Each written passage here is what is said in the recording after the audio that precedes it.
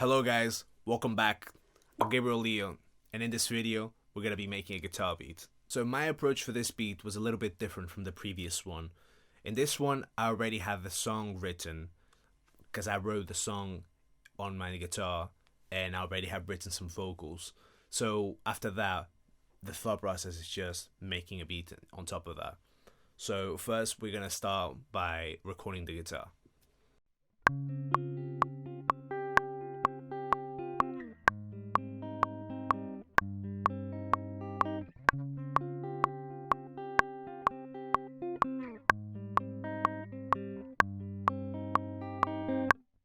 So I started with a J37 plugin, which is made by Waves, and the objective is to kind of recreate or trying to mimic the tape emulation that you would get from recordings from the 60s and the 70s. And one of the things I really like about it is I can go really subtle with it. Like with most plugins that I use, I try not to overdo them because I like to use multiple plugins to create the whole sound instead of just focusing on one plugin.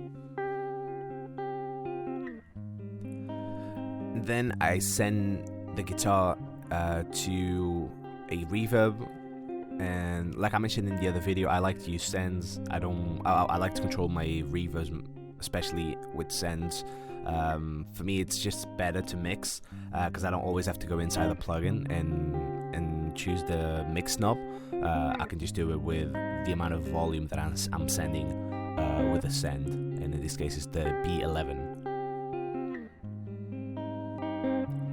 And as always, I like to filter the reverbs so they don't get too muddy. And as you can see, I filtered it, some of the bottom end and the high end.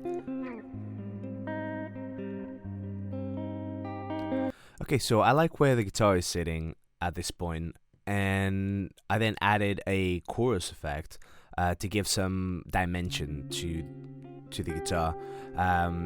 Again, I feel like it's in a good space, but I think I can improve it. And for that, I just use the stock plugin that comes with Logic.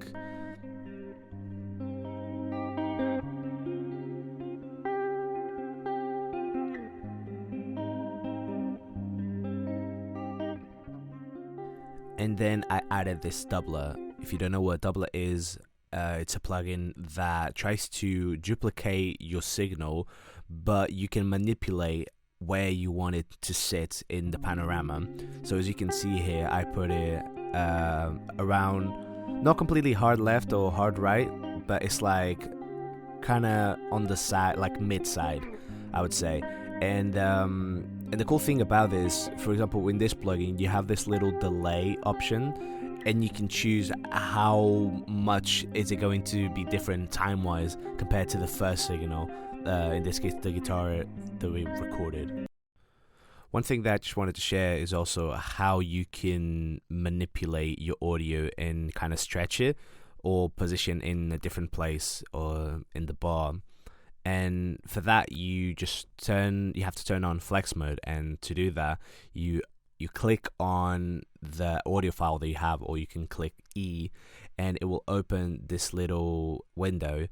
And you then turn on flex mode as I did, and I think that's kind of it. Then you kind of just grab the audio sample that you want and you drag it towards the beats. One thing that you should be aware of is that you shouldn't stretch it too much, because if not, you're gonna have like little holes in your audio. So be smart with it, I would say. And yeah, the guitar was done.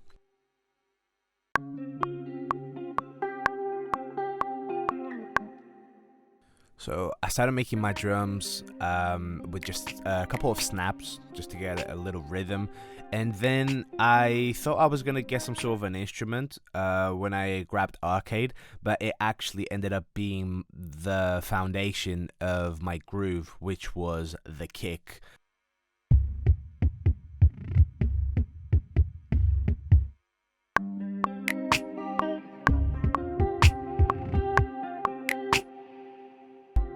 Once I got the groove, I then layered it with another kick. I felt like that the groove had a lot of bottom information, and I just wanted to add a little bit of a top kick. A lot of people usually use like different layers of drums, just to be more exciting to hear it instead of just like one drum. It would probably sound dull on its own. This is what I have for now. I will improve the sound later in the video. Okay, so once I had the foundation made, and what I mean by foundation, I mean some of the drums that carry the groove, and also the chords that carry the mood of the song, I wanted to put another instrument that would give a good contrast between those instruments.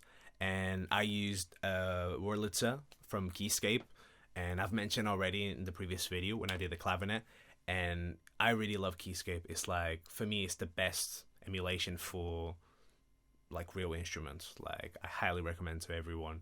This is not sponsored, even though I do like free stuff, so Spectrasonics, if you're listening.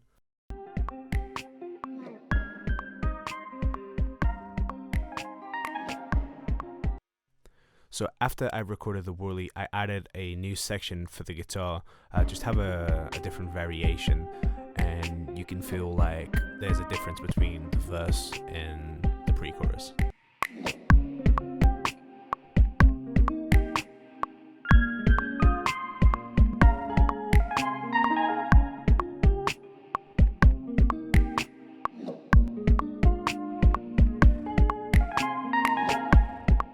I added more drums for the pre-chorus section, something that would combine with the same groove that the kick and the snaps already have, and I added some claps and like a little percussive sound that is really, really driving the song now.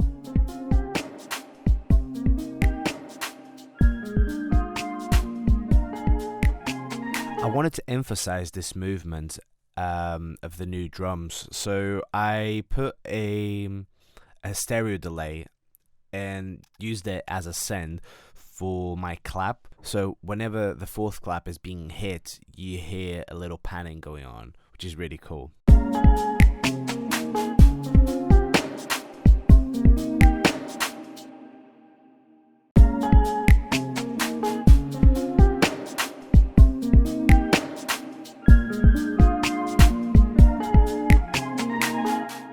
And now let's add the bass.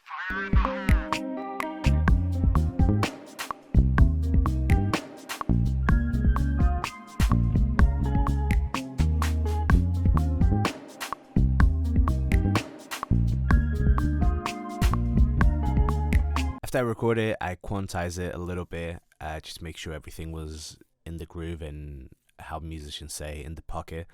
And I then tried to shape it a little bit with the EQ, and I was trying to get a sweet spot between the kicks and the bass, and this is what you guys see. I wanted to make a bass that was groovy, but wouldn't poke too much out of the track, that wouldn't get you so distracted to the point that you would stop listening to the song. I just wanted to make something that could emphasize the same groove of the drums, but being slightly different. One of the cool things I've done in this track was that I used some automation in one of my sends. In the case of the guitar, it's my only send, and I just increased the automation so I would have more depth in the reverb. And what it's doing is creating this sort of a riser effect without me having to use any risers. So what you guys are now seeing is the chorus. Also, as you can see, I've added an organ, and I've also added a tremulator just to give a little movement, and you can see how it's affecting it.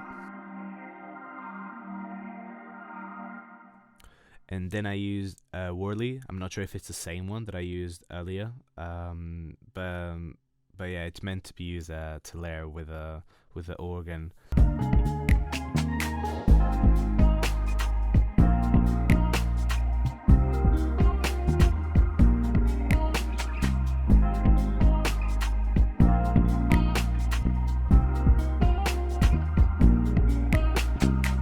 And to finish this beat, I added a distant voice kit from the plugin Arcade. And at the time when I was producing, I thought that it would be really good with the vocals in my mind. But then I checked it, and when I compare them both, I didn't like it because they clash because the melodies were different. So I just put it into the post-chorus, and I really like how it sounded.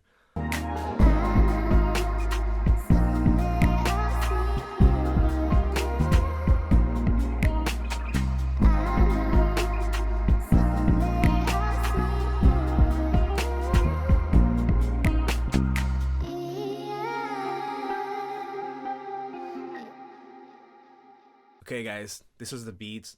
If you want to hang out for a little longer, you can check how I interpreted this song. Also guys, I'm going to be releasing a track this Friday, so I'm going to put a link in the description so you can pre-save the song, so whenever the track comes out, you'll be the first ones to hear it. And like all the other videos, don't forget to like, subscribe, hit that bell button so you're always notified whenever I release new content. Bye bye. I only care about music and friends. Just play some video games and watch the net. Then my phone says, yeah, you finally came over. I already know how it's gonna end. Look at this beautiful woman. Wish I could stop this reckoning. Cause some of you just like to dance, others put me in a trance. Always starts with just a glance, that is too many, I'm sitting on the fence. Stop bopping on my feet, our rhythm can you hear? Even though I never said you always put them here. Stop bopping on my feet, maybe haven't been that clear. Why you forcing this too much, it's time to disappear.